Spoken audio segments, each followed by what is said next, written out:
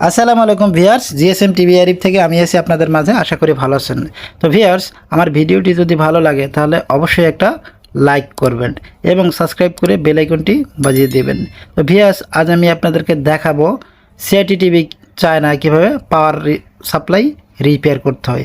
তো দেখুন, আমরা সর্বপ্রথম ভোল্টেজটিকে মেপে দেখলাম। ফিল্টারে 450 ভোল্ট ঠিক আছে। দেখুন ফিল্টার ভোল্টেজটা ঠিক আছে, ইনপুট ভোল্টেজটা ইন হয়েছে। এখন আমাদের বি প্লাস যে 110 ভোল্ট এটা কিন্তু ঠিক নেই।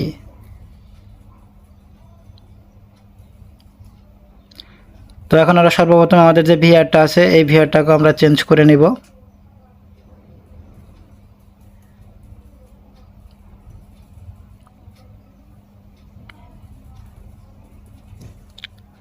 তো দেখুন আমাদের ভিআর 202, এই ভিআরটাকে আমরা চেঞ্জ করব কারণ আমাদের ভোল্টেজটা একটু কম দেখিয়েছে। সচরাচর আমরা কিন্তু এই ধরনের প্রবলেম হলে আমরা ভিআরটাকে চেঞ্জ করি। তো আমি একটা ভালো মানের একটা ভিআর লাগালাম।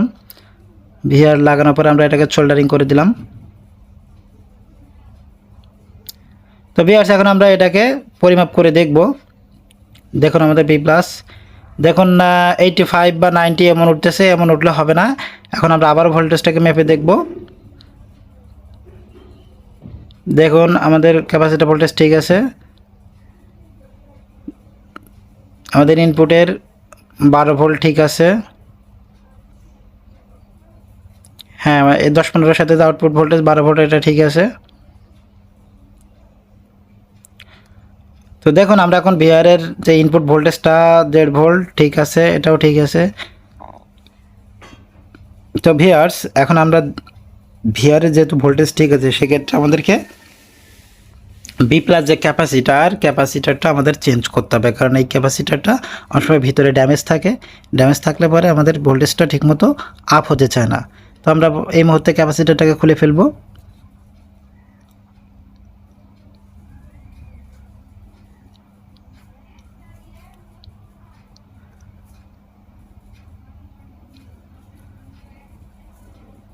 তো দেখুন আমরা ক্যাপাসিটারটাকে এই মুহূর্তে আমরা ওপেন করে নিয়েছি।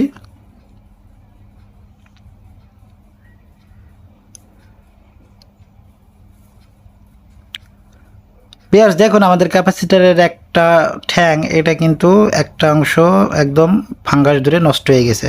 এর জন্যই কিন্তু আমাদের ভোল্টেজটা ড্রপিং হচ্ছে, আমাদের ভোল্টেজটা কম আসছে। আমাদের বি প্লাসের আরেকটা ক্যাপাসিটার আছে, আমরা সেটাকেও আমরা দেখব কী অবস্থা। এটাও আমরা খুলে নিচ্ছি। এটা আমাদের খোলা হয়ে গেছে।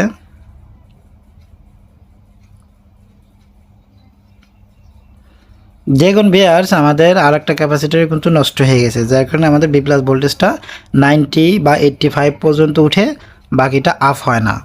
তো এখন আমরা ক্যাপাসিটারটাকে সুন্দর করে ক্যাপাসিটারের জায়গাটা পরিষ্কার করে নিব এবং আমরা ভালো মানের একটা ক্যাপাসিটার কিন্তু লাগিয়ে দেবো। দেখুন 100 মাইক্রোফ্যারাড 160 ভোল্ট আমরা এটাকে লাগিয়ে দিলেই যথেষ্ট।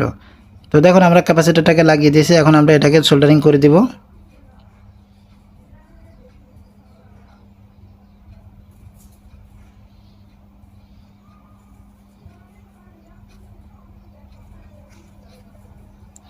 আমরা যে অবশিষ্ট অংশ ক্যাপাসিটারের এটাই আমরা কেটে দিলাম এবং সুন্দর করে দুইটা ক্যাপাসিটার আমরা সোল্ডারিং করে দিলাম। তো এখন আমরা সর্বশেষ জায়গাগুলোকে সুন্দর করে পরিষ্কার করে নিব। যেহেতু মাদারবোর্ডের অবস্থা একটু ব্যতিক্রম আছে, একটু বেশি ঘাটাঘাটি মনে হচ্ছে। তো দেখুন আমরা এখন বি প্লাসটাকে চেক করব।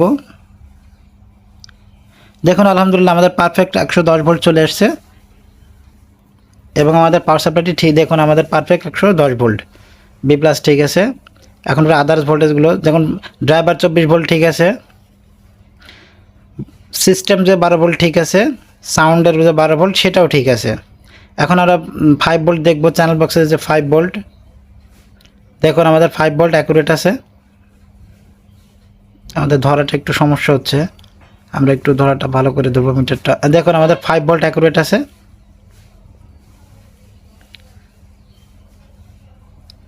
দেখুন আমাদের জঙ্গলের যে 8 ভোল্ট সিস্টেম আছে, যা 8 ভোল্ট, আমরা এটাকেও দেখব।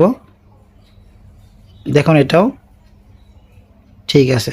তো ভিউয়ার্স, আপনি ডিজিটাল মিটার দিয়ে কাজ করেন কিংবা অ্যানালগ, সেটা বড় কথা না, কাজ বুঝলে সবটা দিয়ে করতে পারবেন। তো ভিউয়ার্স, আমার ভিডিওটি ভালো লাগলে সবাই আমাকে সাবস্ক্রাইব করে পাশে থাকবেন। ধন্যবাদ।